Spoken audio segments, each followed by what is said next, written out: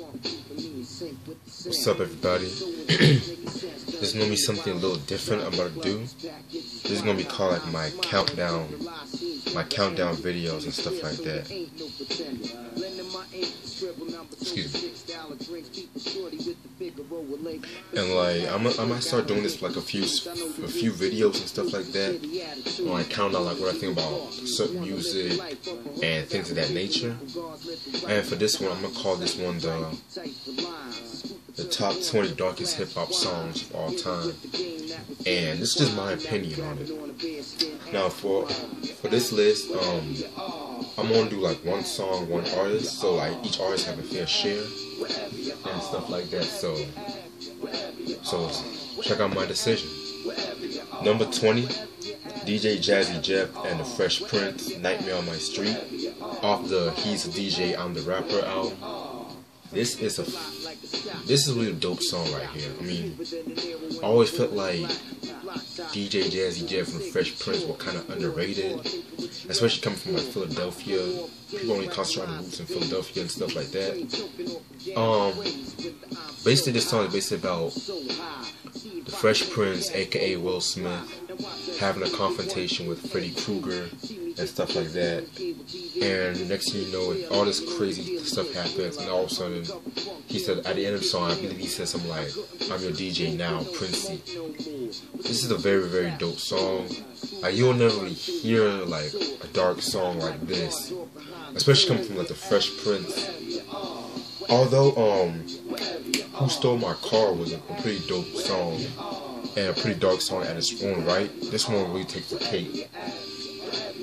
Number 19, we got Ice-T, Peel Their Caps Back, off the Iceberg album. I already did a review on that one. This song is basically about a rifle attack. Ice trying to put a rifle attack on the death of his friend and stuff like that. This is another dope song right here.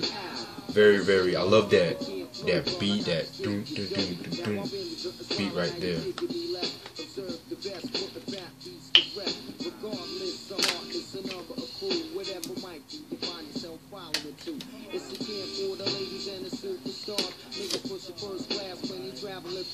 Love water. Yeah, so this is actually like he wants to do a revenge attack on his friend's death and stuff like that. And this is really another dope song. I love Ice-T around this time. He's basically a very high figure in the whole gangster rap era. You gotta actually love like a lot of people kind of diss on him for his flow and stuff like that, but I don't care. Like, I mean, at times, yeah, I mean his flow gets off track, but that shouldn't take away, because when it comes to subject matter, he's always ahead when it comes to that. Number 18, we got NWA's One Less Bitch off the Niggas for Life album.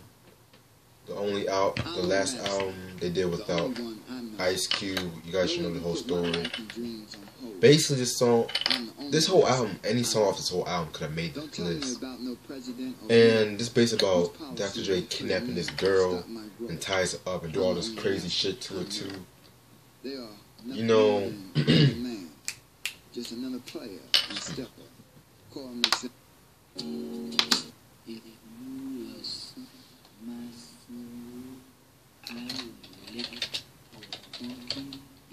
Like all that crazy shit they were doing to her. And the thing about that song was like that whole song was just crazy. Like NWA really outdid their songs on that whole Niggas for Life album. So expect a review on that one. Number 17 is actually the song I'm playing right now. It's De La Soul's Millie. Millie pulled a pistol on Santa, playing on the background. Now, De La is another one of those groups that you won't really expect them to do like a dark song.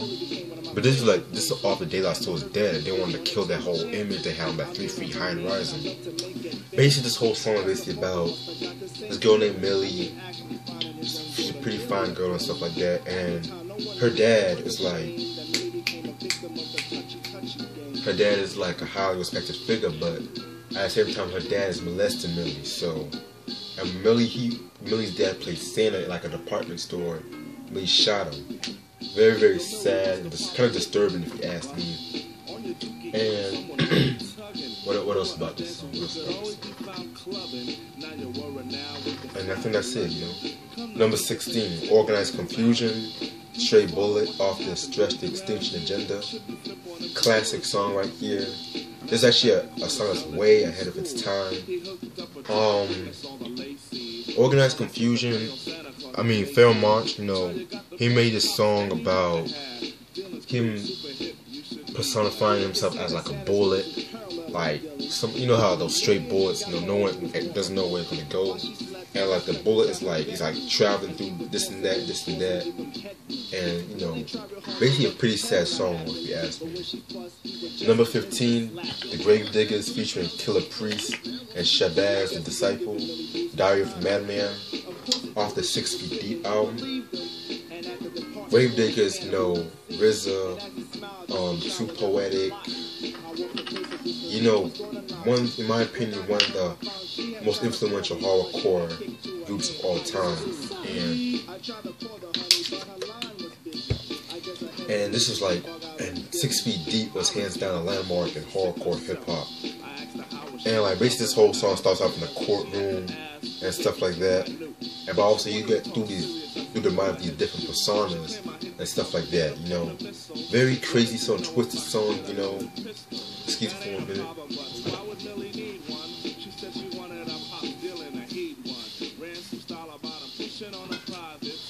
A very, very twisted song. Track number 14, Chino XL, Creep, off the Here to Save You All album. And this was a song I recently listened to. I'm gonna give you a little backstory. I wasn't really a huge fan of Chino XL like that. I mean, I was, but at the same time, I kind of like slept on him a little bit. But I heard this song, I think it was last week, when I was on MTV Jams and stuff like that, and like, I was like, this shit is dope. And the next day I heard that album and stuff like that. Basically the song Creep is basically, it was influenced by a Radiohead song by the same name. And basically, it's just a song from having these girl problems. And it's very like a complex song.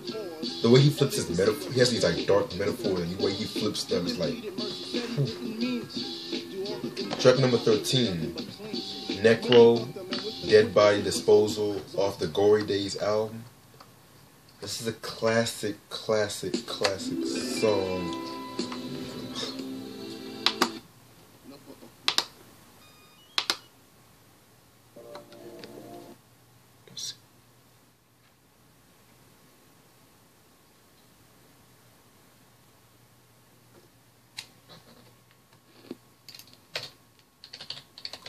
Like I said, this is a classic song of one of my favorite horrorcore rappers and producers. Basically, the song is self-explanatory, just getting rid of like dead bodies and stuff like that. Necro, he is really hands down a cat that should get more and more respect in the hip hop biz. I mean, he has always had that style, like that freaking dark twisted. He's like, in my opinion, definition of hardcore. Track number 12, we got Razzcast, Interview with a Vampire, off the Assassination album of 1998.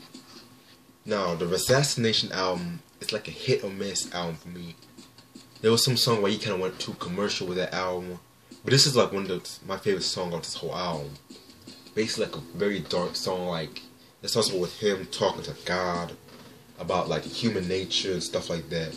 Next, you know, the devil appears and stuff like that. Very grimy ass song. Razzcast is very dope lyricist. I mostly like his earlier stuff. I'm not really the biggest fan of the stuff he comes out like recently, unless it's a few songs. I don't know if it's the production, I don't know, but from him like in the 90s, like the mid to late 90s all the way to the early 2000s, that's the Razzcast I'm a fan of. Track number 11, Eminem Stan, off the Marshall Mathers LP. Everybody in the world knows this song. You know, this song, Stan, I'm not going to get too much about the song. You know, the fan, writing letters to Eminem, crazy stuff. Everyone knows about this. I'm not going to get too much about that. Now here comes the top 10. Number 10, The Far Side, For Better or For Worse. Off the Bizarre Ride to the Far Side. Now, For Better or For Worse, that's not really like a dark hip-hop song though. Basically, it's not really as dark as like the other Candace, but there was this one part, this Fat Lips verse on the song. I don't know what the... It was very like disturbing, like, he's like prank calling this girl, and like he's talking about all this weird shit and stuff like that. I already reviewed that whole album, so check that song out and stuff. I'm gonna post a link to all these songs though. Track number 9, 3 6 Mafia, Live By Your Rep, off the Mystic Styles album. Another classic hardcore album right there. Now this song, they diss Bone Thugs and Harmony and stuff like that. Everybody was dissing Bone Thugs and Harmony, but this right here was hands down, my opinion, my favorite diss against Bone Thugs. And I'm a huge Bone Thugs fan myself. Basically, the song is basically about them like dissing them over style, and like they really go like out there with the lyrics and stuff like that.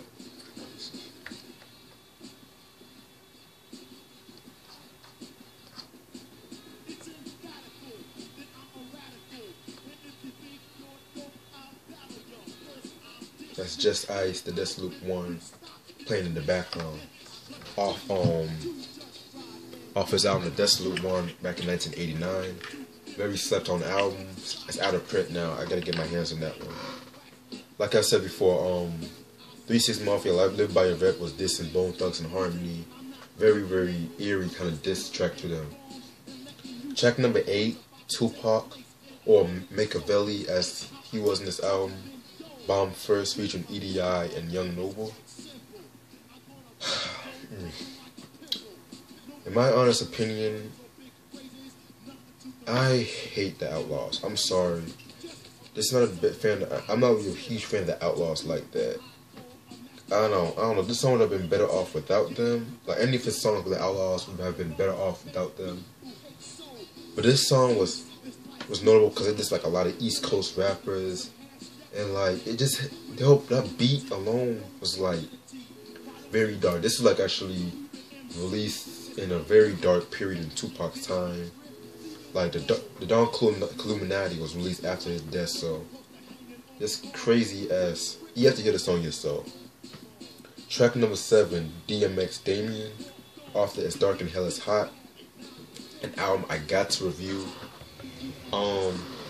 Basically it's like one of those good conscience and bad conscience, like, and like it's just him saying like sometimes the devil makes him do certain things and stuff like that, makes him get high, and very, very eerie song right there.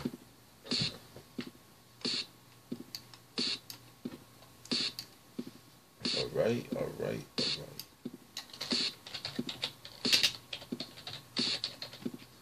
Okay. Track number 6, Biggie's Suicidal Thoughts, which was like the last track on the original copy of the Ready to Die album. This song, I already mentioned this song. He basically just kills himself in this whole song. Like, you know, Ready to Die was a concept album about the life of a Brooklyn hustler, and he just goes crazy around the last part of the album, just kills himself. Very, very dope song. I actually thought this was actually going to be my top 5, but let's stay tuned for the top 5. You're going to be surprised by my number 1. Track number 5 is Big L's Devil's Son. This is actually his first appearance on Wax. This is a very eerie ass song, you know.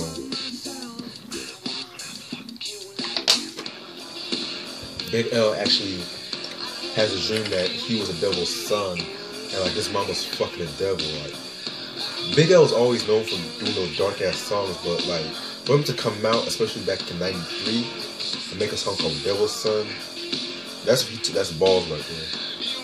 Track number 4 is Immortal Technique, Dance with the Devil, off the Revolutionary Volume 1 album. This is an influential song right here. Basically, the main point of the song is like the character. He wants to be somewhere like that in the gang community. Like he'll do anything. So he rapes his woman, right? And when a woman identifies him, he kills himself. Like, but there's like really more. You have to hear the song yourself. It's like a 9-minute song, and you have to hear it yourself to get the whole point. Track number 3, Nadas, Torture, off one of my favorite hardcore albums of all time. Do You Believe in God? You know, Nadas is like Echam's group and stuff like that. This is a very twisted ass song. It just talks about like random violence, like talking about like fucking Halle Berry and Jada Pinkett Smith. And believe it or not, they actually went after Tupac. Like one line, it says like they mentioned Tupac a lot in this song. So track number 2, Ghetto Boys, Mind of a Lunatic, off the Grip It on the Other Level. The Ghetto Boys was another highly influential gangster and hardcore. And they were like hardcore in the early part of their career, like their first like 3 albums. And like this song's basically about like Bushwick Bill playing as a rapist who likes necrophilia. Scarface basically he likes to slit throats off his girlfriend. And Will D is a killer. He likes to kill people between like the age range 9 to 99. It's like the Ghetto Boys really very one of my favorite like groups, hip hop groups of all time. The way they make their songs and like lay that shit out, like, you don't really get that a lot in very hardcore groups. And my number 1 darkest hip hop song of all time is Kool G Rap's Hey Mr. Mister. Believe it or not, that's actually, I already mentioned this track. I believe one of my CD collections. Basically, the people at Cold Chillin' and Epic did not want the song. They didn't want the song to be in the 456 album because they thought it was like really offensive to people. Basically, this song is like about Kool G Rap catching his girlfriend being unfaithful to him, so he beats like the shit out of her and stuff like that. And this song was very dark. Like the first time I heard this song, I was like, I mean, Kool G Rap, he was always dark like that, but like this song was like, oh, it's like one of those songs you have to hear for yourself and to get the full picture of it. And that's all the time I have for this countdown. Hope you guys respect my choices and stuff like that. And I don't really care if you guys say, oh, this and that should be higher. It's my list, so appreciate the way it is. Peace.